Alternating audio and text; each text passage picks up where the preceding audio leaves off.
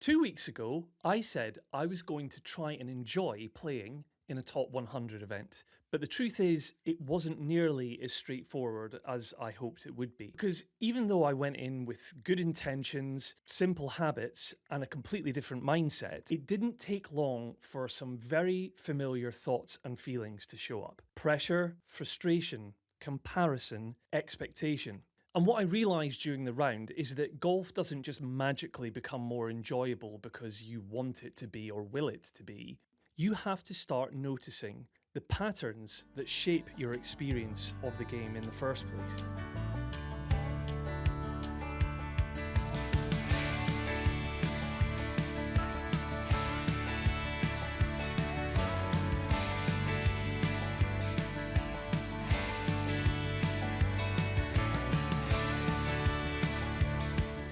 Hello and welcome back to another episode with me, Chris Lynch, your founder and head coach here at Golf Yourself Happy. In today's episode, I will be debriefing on my participation in a NCG Top 100s Tour event at Royal North Devon a couple of weeks ago and previewing my participation in another one of the Top 100s events through the NCG Tour today at Edgbaston.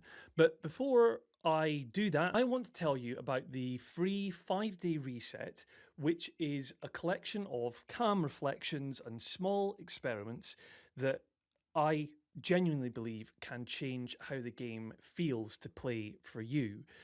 It is a short series of daily emails which are designed to help you, the everyday golfer, to notice the habits, the pressures, the thought patterns that often make golf feel heavier than it really needs to be.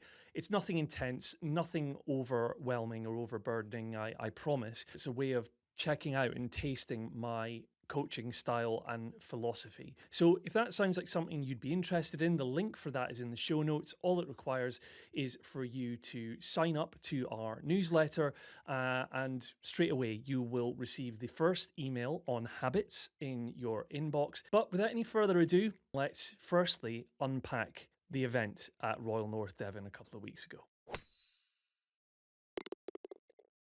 Okay, so first things first, I feel that as a coach myself, as a golf coach specializing in the emotional and mental side of the game, I have to practice what I preach when I work with golfers like yourselves. So when I released my last podcast and was previewing the participation at Royal North Devon, I said that the very actionable things I was committing to doing in that round of golf were around two simple habits. One was to pause and take a breath before every shot to bring myself into the present. And then secondly, after the shot was hit, and then as I moved on to the next one, and then for every other one subsequently in the round, was not to immediately judge that shot, good or bad. Now, I would say that the second one of those was definitely more of a challenge for me than the first one was. If I skip to what happened on the first tee shots, because this is really for me where the rubber hits the road, I, let's just say, allowed all three of my playing partners to tee off before me. Would you believe it? Obviously, lo and behold, all three of them crack their tee shots up the middle, and that just adds to the already heightened sense of nerves and anxiety that I always have generally on the first tee. In any given situation, but definitely when I'm playing in a competition, because just as a reminder, these events are individual Stableford events in which you can, you are scoring for points, but also there is a gross score prize as well. So with various prizes on offer, like I've said before, vouchers being handed out for first, second and third, nearest the pin, etc., etc. So the very fact that these are competitive events in nature, whether you like it or not, whether I like it or not, creates a certain natural pressure and level of expectation in my own head. So I proceeded to, get the driver out, and I guess if I look back in it, yes, I mean, my habits of pause, take a breath beforehand, and don't judge the shot. They were very much foremost in my mind. Habit one I could achieve. Habit two, well, put it this way, I pulled it left off the tee with the driver. When I got up to the ball, my playing partner found it, sat down in these really thick reeds.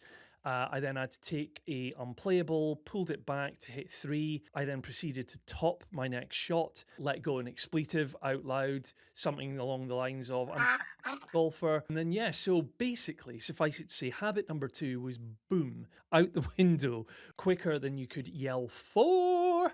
So anyway, that wasn't so great. And then I proceeded to NR, no score, Mr. Blobby on the first hole, which wasn't ideal. But then I suppose where my habits were able to bring me back into the present and then did help me onto the second hole was I just let that one go. I made a point of, so then on the next hole, on the second, I changed up the club on the first tee. I took my, I think it was either my 3 or my 4 hybrid, which I can rely on to get a decent way up the fairway and still give myself not a ridiculously long approach shot in. And it's reliable under pressure, or tends to be. So yeah, that was great. Second hole, managed to get some points on the board, and I'm thinking I'm off. I'm off to the races here. That settled me down. If I skip forward to the 7th hole, this is a point at which the winds really started to pick up. These were 40-mile-an-hour plus winds. If you've ever played in conditions like that before, then you will know that that does all sorts of things to your mind, and it does all sorts of things to the ball flight, to the general difficulty level of playing generally. Okay, so I went on a stretch in the middle 6 holes of blobbing, not scoring points. And, I look back at it now and I really came out of my habits. I came out of my process. And one of the main things that was coming up in my head was worrying about embarrassing myself, because I went to score. I was naturally gravitating towards score because I was thinking to myself, I was visualizing the scoreboard, the leaderboard, and thinking, if I've just gone for a stretch of 6 holes, okay, scoring nothing, and I'm approaching the 13th hole with only 6 holes left, and I've scored a small handful of points in the first 6 holes, I could be rock bottom here. I could be bottom of that leaderboard, and that would be so embarrassing. And I would probably end up wanting to cancel my participation in future events. I'd have to come on this podcast and embarrass myself in front of you. I was spiraling, okay? But an amazing thing happened on the 12th hole that jolted me into action and would go on to completely transform the last 6 holes of my round. One of the hardest things in golf is accepting that you don't get to control the environment that you play in. You don't control the weather, you don't control your swing that turns up on the day, and you definitely do not control the people that you get paired up with. And that I really felt around the 12th and 13th holes at Royal North Devon, because one of my playing partners had this constant running commentary going all day. Little judgments, little comments, little reactions, which were not necessarily malicious, but enough that I could feel myself becoming emotionally affected by it. And in that moment, I realised something extremely important. Golf constantly presents you with things that are outside of your control. The question is whether you allow those things to derail you or whether you can learn to stop fighting with the fact that they are there. So I'm going to unpack this a bit more. There was a flashpoint on the 12th hole where I could probably see it coming, if I'm being honest, because, this is after 2 things have generally happened. One, he had been providing commentary on every single time either me or my playing partners hit their tee shots. He would be tracking where the ball went and saying, "Oh, that's gone here," or you might have lost that, or it might be OB, and that was a bit off-putting. Not sure he meant it like that, and maybe wasn't even aware that's the effect it was having. But the flashpoint came where at the 12th tee, by which point, like I say, this is now would turn out to be the 6th consecutive no score hole in a row for me.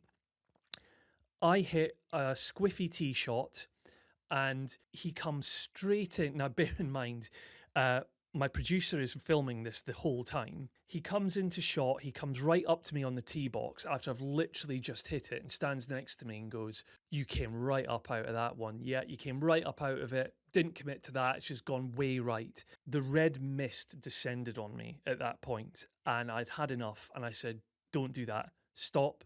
Don't do that." Yeah, I mean, I'm thinking about it again now. It caused tension, and there was a tension in the air within our four ball for the remainder of that hole. But then this amazing thing happened, right? So again, I had to come back into the present and remind myself, Chris, what are you here for today? You said you would come here and seek to enjoy yourself today. And somehow what I realized in that moment was that interaction with my playing partner did something to me mentally where it caused me to lock in, reset, and it actually served to galvanize me to the extent that I went on a subsequent run of 5 holes for between holes 13 and 17 of scoring points on all of those holes. And in some respects, it may sound weird, but I'm quite grateful for that flashpoint, because him doing that triggered off something in me that allowed me to actually come back to the present and actually have a word with myself and say, am I going to carry this with me for the rest of the round and allow what is already a challenging round to descend into further chaos mentally? Or am I actually going to use this opportunity that's being presented to me to reset, to think about what I care about, what I value in that round of golf, and how I wish to behave and show up? So actually, I'm quite proud of the way I stood my ground, made it clear to my playing partner that I didn't like what he had done. Fair play to him, he actually apologised straight away and I think realised what he had done. And within the space of a hole or two later, we'd kind of, figuratively speaking, kissed and made up and put it behind us. But that mental reset that I allowed myself and that I actually committed to then transformed my round, because on the very next tee, on the 13th, I just let go of all the pressure upon myself and I just sort of consciously, I suppose, decided that no, I'm coming back to this deliberate focus on enjoyment. And ultimately, at the very end of the round, when I came up the 18th and I sat down with my producer and I stared into the camera and I recorded my reflections, he asked me, "Did you enjoy it, Chris? Did you meet your objective?" And the simple answer was yes. And the reason that I said yes was because I had a process, I had a plan, and although I didn't perfectly follow it on the day, I did it to the best of my ability. And in the past, there has been a total absence of a game plan for me, which would have meant that these types of situations would have totally derailed me. I would have finished my round questioning myself, my abilities, reasons why I play golf, and considering jacking it in altogether. But I'm delighted to say I am not. I am coming back valiantly to fight another day. And let's go now to previewing my participation today on Wednesday, the 13th of May at Edgbaston in my latest NCG Top 100s event. Now, as I look ahead to today's round at Edgbaston, I find myself reflecting on what I committed to doing at Royal North Devon, what parts of that I can carry forward and rinse and repeat today, as well as maybe some adjustments, some new habits that I can bring in. I've written a few things down in my little notepad here. So I think I want to be in the habit of positive talk is what I've written down here. So let me explain. At Royal North Devon, I find myself regularly turning around to my playing partners and being like, "Oh, it's brutal, isn't it? You know, this wind is so bad, so harsh, etc." I want to see if I can avoid weather chat. British weather chat off limits entirely, because in the science of habits, one of the people that I subscribe to and absolutely adore his work is James Clear. So you might have heard of the book Atomic Habits. If you haven't read it, by the way, you should. It's an amazing book and has influenced my own work in habits in golf. He has this expression which basically goes, negativity compounds negativity and positivity compounds positivity. So what I want to try and do instead is practice the habit of, instead of saying, oh, it's really cold today or the weather's rubbish, oh, how nice was that golf hole? Like look at the layout of that, or, just pick something positive, which is sincerely positive. I want to find reasons to be joyful and channel that rather than indulge in negativity, which I can have a bit of a bias towards sometimes. And linked to that, I've written down being a chatty and not a toughie. Going some time back now, when this podcast used to be called Golf Yourself Healthy, I interviewed a guy called Dr. Ian Peake. Now, Dr. Ian Peake is a master PGA professional. That is a credential and a certification that is only bestowed on the most experienced and highly reputed golf coaches in the world, actually, for that matter. And Ian has done a PhD in mental health in golf, actually. And this was specifically looking at tour professionals, but it applies equally to us everyday recreational golfers, which is how you conduct yourself with your playing partners when you're playing in competitive rounds, which is, do you chat like a Podrick Harrington? You get your nervous energy out by just chatting and having a laugh with your playing partners? Or are you a toughie? Are you like a Patrick Reed or a Tiger Woods who gives nothing but poker face and gives next to nothing away to their playing partners? I'm in the former camp. I am a chatty. And essentially, what I'm saying here is I'm being true to myself in this round of golf by showing up in a way that is authentically me.